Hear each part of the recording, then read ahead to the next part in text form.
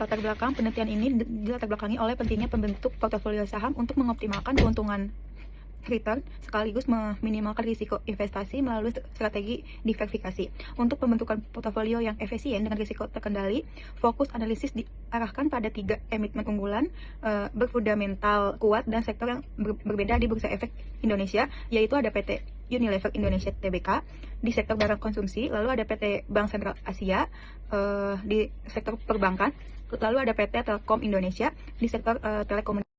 Selanjutnya ada rumusan masalah. 1. Bagaimana tingkat return saham PT Unilever Tbk. 2. PT Bank Sentral Asia. 3. Ada PT Telkom Indonesia. Kedua, bagaimana tingkat risiko saham pada PT Unilever Tbk. 2. Ada PT Bank Sentral Asia. 3. Ada PT Telkom Indonesia. Ketiga, bagaimana kinerja portofolio yang terbentuk dari komunikasi saham PT Unilever Indonesia. 2. Ada PT Bank Sentral Asia. Ketiga, ada PT Telkom Indonesia. Selanjutnya ada tujuan. 1. Ada menganalisis tingkat return saham PT Unilever Indonesia. Kedua, ada PT Bank Sentral Asia. Ketiga, ada PT Telkom Indonesia. Kedua, ada menganalisis tingkat risiko saham PT Unilever Indonesia. Kedua, ada PT Bank Sentral Asia. Ketiga, ada PT Telkom Indonesia. Ketiga, mengevaluasi kinerja portofolio yang terbentuk dari kombinasi ketiga saham tersebut. Jadi ada manfaat teoritis. Hasil penelitian dapat memperkuat pemahaman mengenai hubungan antara tingkat keuntungan dan risiko dalam pembentukan portofolio yang efisien. Kedua, ada bagi investor itu memberikan informasi untuk membantu investor dalam menyusun portofolio dan mengambil keputusan investasi yang lebih tepat. Bagi akademis, penelitian ini dapat dijadikan acuan untuk mengembangkan studi yang lebih lanjut mengenai strategi dan kinerja portofolio saham di Indonesia. Yang berikutnya itu ada investasi. Investasi merupakan komitmen menempatkan sejumlah dana atau aset berharga pada saat ini dengan harapan mampu bertumbuh dan menghasilkan imbal hasil. Tujuan investasi itu sebagai jangkar finansial untuk mencapai kemandirian keuangan, melindungi nilai aset dari gerusan inflasi. Terus berikutnya ada jenis-jenis investasi. Yang pertama itu ada investasi real seperti properti, tanah, dan logam mulia. Yang kedua itu ada investasi aset keuangan seperti saham, obligasi, dan reksadana. Lalu yang berikutnya ada saham. Pengertian saham itu merupakan instrumen bukti kepemilikan sah atas porsi modal suatu perseroan terbatas yang hak kepemilikannya dapat diperjualbelikan. Yang kedua itu ada IHSG atau indeks harga saham gabungan yang berfungsi sebagai barometer utama yang merekam pergerakan harga saham secara agregat di Bursa Efek Indonesia. Jenis-jenis saham itu ada dua, yaitu saham preferen atau saham preference stock. Yang kedua itu saham biasa atau common stock. Yang berikutnya ada portofolio. Portofolio investasi adalah kombinasi atau sekumpulan aset finansial yang disusun dan dikelola secara terstruktur guna mengejar tingkat keuntungan paling maksimal dengan pembatasan resiko sekecil mungkin melalui strategi diversifikasi. Terus yang berikutnya itu ada pengukuran kinerja portofolio. Yang pertama itu ada rasio index Sharpe. Terus yang kedua itu ada rasio indeks Trainor sama indeks Jensen. Terus jenis-jenis portofolio itu ada portofolio efisien dan optimal. Yang berikutnya itu deskripsi data. Return saham dihitung berdasarkan perubahan harga penutupan bulanan. Saham-saham tersebut dianalisis dalam 3 portofolio, yaitu PT Unilever Indonesia atau yang biasa sering kita pakai barang-barangnya, yaitu seperti Rinso, terus sabun Lifebuoy dan lain-lainnya. Terus berikutnya ada PT Sentral Asia dan PT Telkom Indonesia. Kinerja masing-masing portofolio kemudian dievaluasi menggunakan metode Sharpe, Trainer, dan Jensen. Selanjutnya ada pertimbangan pemilihan saham. Dalam BBCA itu karakteristik risikonya relatif stabil sehingga menjadi jangkar pengaman utama dalam portofolio. Terus ada LKM atau Telkom itu memberikan diversifikasi portofolio yang baik berkat aktivitas perdagangan yang sangat tinggi di BEI. Terus selanjutnya ada Unilever. Karakteristiknya cenderung stabil dan defensif atau tangguh terhadap perubahan kondisi ekonomi. Selanjutnya ada return. Berdasarkan hasil perhitungan Unilever, memberikan return tertinggi sebesar 37,9%. Diikuti Telkom sebesar 28,4%. Sementara itu BBCA memiliki return minus 16,5% yang menunjukkan kinerja di bawah pasar selama periode penelitian. Selanjutnya ada risiko IHSG.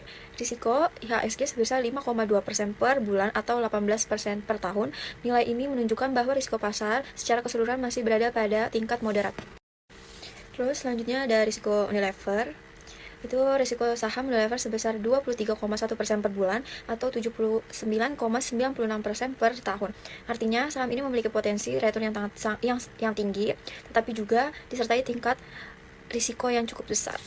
Selanjutnya untuk risiko BCA, berdasarkan hasil perhitungan diperoleh saham BCA itu sebesar 6,3% dan tahunannya di 21,7% per tahun. Nah, nilai ini menunjukkan bahwa return saham BCA mengalami fluktuasi selama periode penelitian. Dibandingkan dengan Unilever, tingkat risiko BCA relatif lebih rendah sehingga pergerakan return saham BCA cenderung lebih stabil.